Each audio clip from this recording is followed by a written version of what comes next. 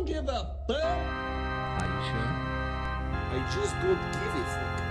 Presenting The Art of Not Giving a Fuck with Garrett John. Hey folks, welcome back to the Art of Not Giving a Fuck Victim to Adventure podcast. Hello, Lance. Hello, Garrett. Let's do this. Awesome. So tonight we've got a pretty cool subject. This is something a lot of guys and some women bring up, and it's the topic of social anxiety.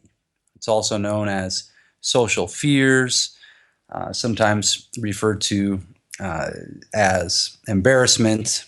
Many, many names, but let's just put it all under the same category, social anxiety. Okay, and so why is that an issue? It's an issue because you want to meet people. You want to engage with other people out in the world. You want to be able to say what you really feel, what you really think, and what you really want. Most importantly, you want to be able to say what you really want and then be able to get it, which you will most of the time once you're able to get over the fear of saying what you want. So those are kind of the main points that we're going to talk about here tonight, and all the different little facets of the way the victim manifests itself when you're out there interacting with other people, either in your work situations, at the bar at night, taking a class, at the gym, wherever you find yourself. So we want to get over that fear, that victimization, where we're out in public and then terrified of the other people. I'll dive in by saying what it used to feel like for me. One of the things I wrote recently, this goes all the way back to like 4th or 5th grade, but I remember somehow vividly becoming aware of this fact at that point. My mom had bought me a red folder. It was a red, like, zippered folder that you could open up and put your pencils and pens in, and your folders, your other papers and things into this more great folder.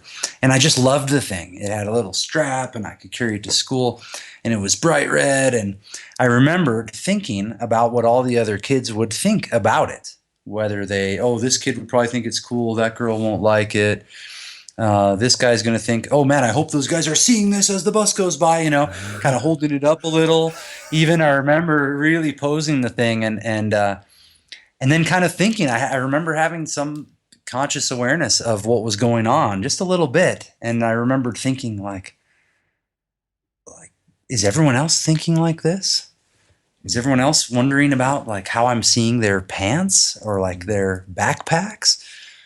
And even though I'd become aware of that, it didn't go anywhere. I mean, the next few years of school were still the same. Oh, I didn't get the Air Jordans. I got the fake Nikes because that's what my mom decided I was going to get. And so at school, everyone knows those aren't the Air Jordans, but my mom doesn't know the difference, and except for that it says one is $30 and one is $120. So, you become subject to the fashions and the whims and the thoughts and the judgments supposedly of other people at such a young age that it gets worn into us so deeply that by the time you're an adult, by the time you're grown up and going out to interact, you don't even realize that you're still taking part in that fashion show that you were initiated into at a super young age. So that's where it starts. When you can start to crush that fear of embarrassment or fear of not being cool. That's a good one because we all still use that word cool.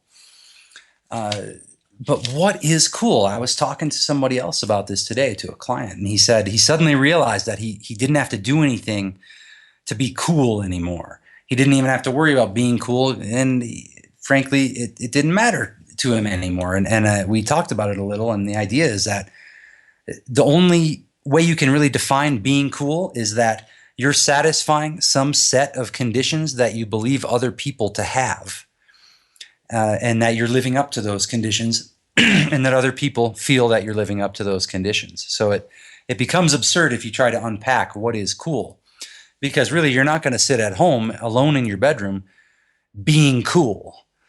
It's only for other people. Coolness is only for others. Yeah, I wonder if you had like a security cam footage of some real posers out there. They're probably strutting around their place for an invisible audience. Oh, you have no idea. I hope so. I mean, I almost hope so, because at least then it's they're really fully engaging the role. So at least it can be fun in that way. I mean, I'll dance around. I think I express myself probably most freely, completely alone. I'm putting on music and just bouncing around the house. But I'm not sure that any of it's very cool. I'm not sure. But again, I can be if I'm the only judge of coolness, then I'm always cool. But other people may or may not agree. But the point being, if you're trying to live up to the thoughts, the expectations, the desires that you believe other people have, what's very interesting about that is that other people that you are worried about are thinking the same thing.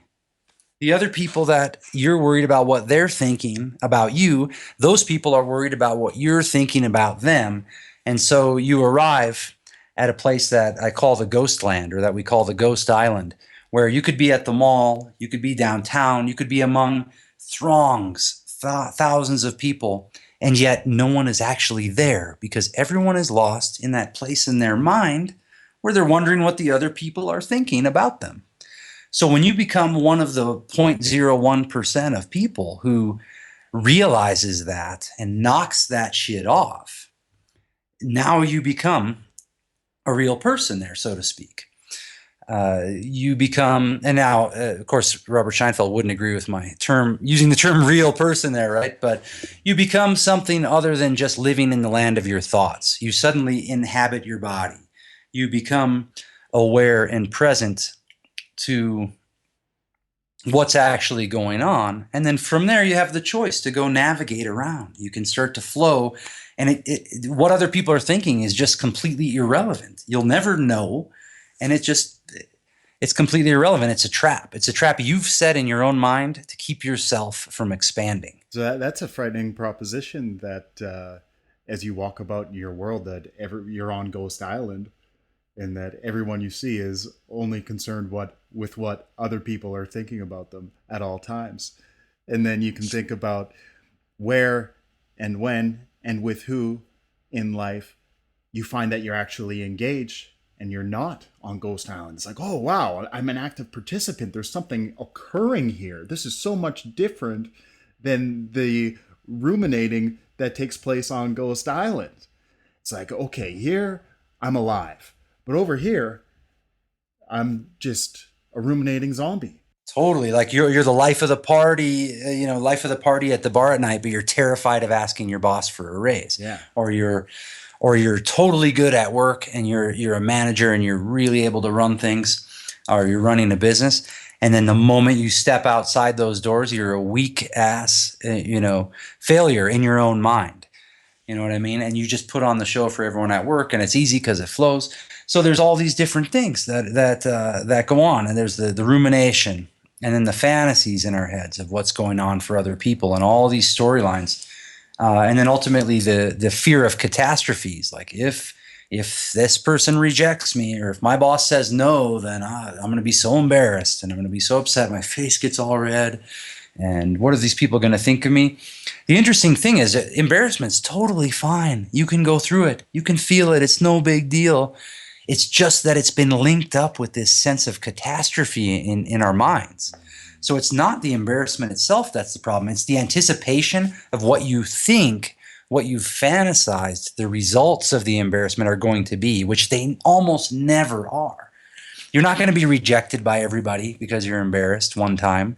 You're not going to be rejected. Even if you ask for a raise and you don't get it, you're not going to be losing your job. Or if you lose your job, then you're going to, none of these catastrophes are that big of a deal either. But just being able to feel the embarrassment, it's amazing when you feel it. And then you realize that the catastrophe never happens, because then you can see that how powerful you really are. Yeah. The embarrassment is the result of comparison. And that comparison is the enemy of all flowing. You can never make any progress or gain any enjoyment. Well, the comparison, I saw this a long time ago. It burned into my head. I took a photo of it at a shop in Ventura, California, that said, "Comparison is the thief of joy." comparison is the thief of Yeah. joy. And I also liked the what you were saying too. Comparison is the enemy of adventure. And one interesting circumstance that comes to mind. I used to have this girlfriend years ago who would always be comparing everything to something to the place where, you know, her hometown. But we're living somewhere else down around Malibu, let's say, and we're driving through Malibu, and I see this beautiful part where there's all the sand and the mountain and some trees and this big rock and the ocean all right in this one little spot. And I'm like, oh, I always love driving by this part. It's so beautiful.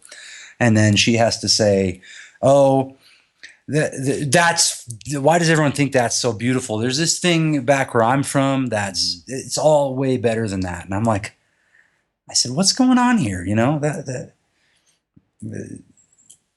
what is the point of that? That just diminishes your own experience in an attempt to diminish someone else's experience, you know, and I can understand where it comes from, but I'm bringing it up to sort of illustrate the point that comparison, you know, you're comparing ourselves to each other when there's no comparison. None of us have even the shared experience. Even your brother or sister who grows up in the same house as you has a different life experience than you do. So there's really there's no ground on which we can compare ourselves to each other, and then no height or nothing to live up to. That's a liberating concept. All you guys listening should remember there is nothing to live up to. There never will be. There never has been. And you know, you can set ideas that you want to achieve. That's one thing. Like, I want to learn to tie my shoes, or I want to learn to play the guitar, or whatever. And then you know if you're there or not. Okay, great. But it does. You don't need to live up to, like, I'm going to play guitar like Steve Vai, exactly like him, or I'm gonna, you know. That's a bizarre name to pop into my head, by the way, Steve Vai. But but yeah, you don't have to live up to anything, and that makes everything a lot more fun. So that's some of the methods that we use are unorthodox. You know, you'd think that, like, okay, I want to get better in job interviews. I need to job interview a lot, or I need to be better on dates. I need to date a lot. You know, but you can really learn away from those places and bring your newfound confidence to those situations by practicing in what would appear very, very mundane situations in day-to-day life with everyone you meet. I'm thinking of, like, breaking other people's trances to break your trance. So a simple one that you do is telling other people what time it is for no reason at all. Yeah, that's a great one from the old Undoing 101. That's cool. Yeah, telling other people the time. Another one, some of the other adventures too, the breaking up the fight. Breaking up a fight that's not going on with two people at a table. Yeah. Shopping from other people's carts, you know, just breaking the boundaries of the social rules that are normally hidden on Ghost Island. On Ghost Island. Yeah. Exactly. And so the people that are caught up in whatever rumination or things that they're doing, and you show up and tell them that it's, you know, 7:30 p.m. or something. It's just everything kind of clicks to the left a little, or something moves. The kaleidoscope turns. Yeah, you can obviously, you know, you have to do these experiments yourself. But the awareness that you gain from doing them will come with you into the places that haunt you the most. And the little triggers. I like to use the example of the Wizard of Oz, and how he projects up the fearsome image of himself, right? And so the lion runs out the window, right? It's like he's so scared of the Wizard of Oz. And but lo and behold, they pull back the curtain. He's just a bumbling man, you know, who they come to get to know on a much more human level. So whoever your projected wizard is, you know, you can take the power back by bringing the awareness. Mm-hmm. So to put out a couple even applicable pointers here. One time in my life, when I joined the Freemasons, I was forced into dealing with a lot of people I never would have talked to otherwise. I was forced into, not forced, but in order to be there, I had to interact with all these guys that I would never have interacted with. And all of them at that time had very different points of view than I did about politics and about religion mainly. Those were my main focuses at that time: spirituality, religion, politics of various sorts. But as that was falling away, I started to notice I had, within the first few meetings at the lodge, I had suddenly judged everyone there in some way. Each of the characters had assumed a place in my mind of I was judging them who they are based on these few opinions I heard them say. Mm-hmm. And that was a manifestation of my own social fear, my own social anxiety. I had no idea. I probably only discovered that now this year, even though that was years ago, that was actually fear. At the time, I thought I was so smart. I had everything figured out. I knew how you're supposed to think. And these guys weren't thinking that way, and they were assholes. This guy's a racist. That guy's a fucking this, and this person's that, and that's this. And this close friend of mine said, hey, why don't you just give this a couple of years? Why don't you just relax here? What are you talking about? And I was like, okay. You knocked me down a little. And I started paying attention and started forging individual connections with these guys. And I started to realize the guy who used to be a fighter pilot in the Navy or in the Air Force, excuse me. I had judged him because he had bumper stickers that said like, I love jet fuel, or I love the smell of jet fuel, or something like that, and sort of seemed pro-war and all this. And I had these ideas about him. I didn't like him. I spent all this time with him. I went on a road trip with him, this older guy, all the way down from Eugene to San Diego, and just had a blast. And he's totally Christian. His wife was with us. They're fully like into the Baptist church. And just wonderful people who were looking out for me the whole time. Just they would have done anything I needed. So kind, so amazing, And I completely just had walled him off out of my life because of some opinions I heard him say. And later I heard him say some of those same opinions, and I could tell he was doing it in a humorous way. I was laughing, and he was still it was all in jest. It was all in from this different angle. And some of you listening might even notice the things I mentioned about him made you think or feel certain ways too. So be aware of that in yourself. I blew a lot of decent friendships in those ways, Yeah, I have a lot of similar experiences like that. The guy drove a fighter jet, as if there's not something to admire there, Yeah. And you can find that in most anyone. So exactly. It's like anyone that you feel are cooler than, you should probably write them an apology. That includes Garrett and me.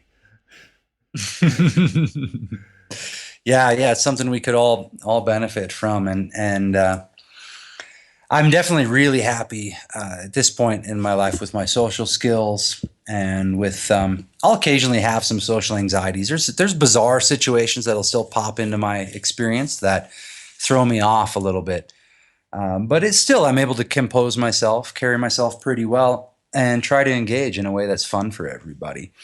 That's one key that you guys can all remember. I pointed this out in one of the emails, but those are sometimes get lost to the ethers. One major key to overcoming your social anxiety and to really connecting with people is just to learn to listen. Just learn to listen. Learn to be there and to listen really to what other people are saying. Listen to what you really want inside you. Listen to what's going on in the situation. And by doing that, by paying attention to that, instead of all your fears, all your thoughts, all the catastrophes, the embarrassments, that tingling in your belly, that could be excitement if you would just let it stop being fear, all these things.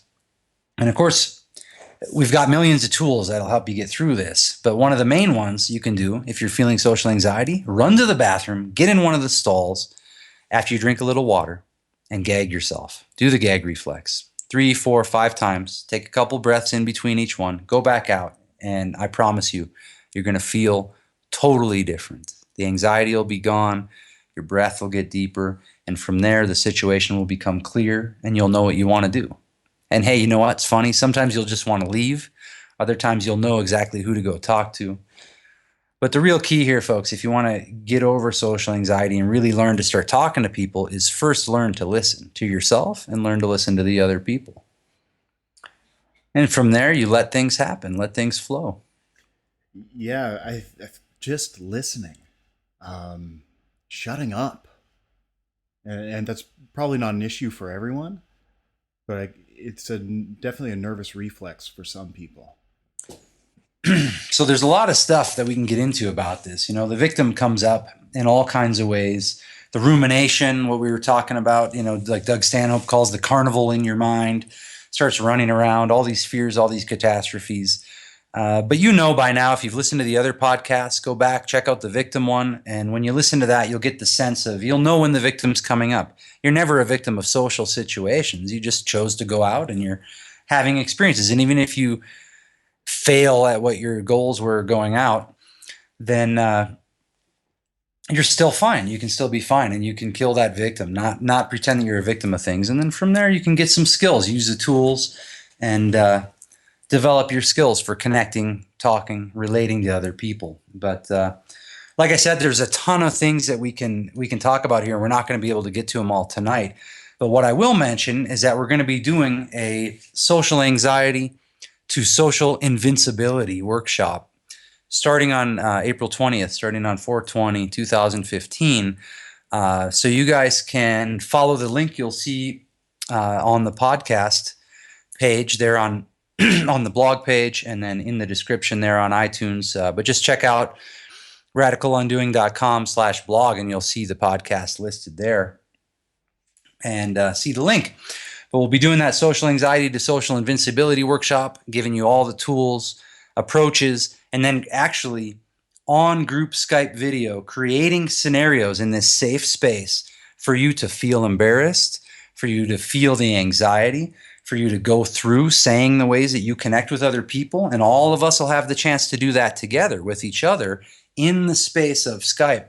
And there'll be some surprises, some special guests, and a lot of situations that you'll be able to burn through the victim part of yourself and all the social anxiety very quickly. We're going to do 4 meetings in 2 weeks and just destroy that victim for 10 lucky people. So that's the next step for us with Victim to Adventure, social anxiety to social invincibility. But we wanted to get into it a little bit tonight and just touch on some of the issues here, the embarrassment, the anxiety, the fear, and all that other stuff. Very cool. That sounds really exciting. Yeah, I know what you got in store, and yeah, it's some nuclear shit, and it's strategies that you will never forget. Yeah, this one's going to be awesome. Thanks for that, Lance. Yeah, I think we'll really knock your socks off with this, and you'll be amazed at how fast you'll burn through that social anxiety. And for some people, it's going to bring you to tears how fast it goes away when you feel that fear disappear and melt away. It almost brings me to tears now to remember how afraid I used to be of other people. Oh, man. I mean, and how much relief there is now. Just a big relief. So with that, I think that's the time to let you guys go. So have a wonderful evening. Thanks, Lance. Thanks to everyone for listening. And remember, stop giving a fuck.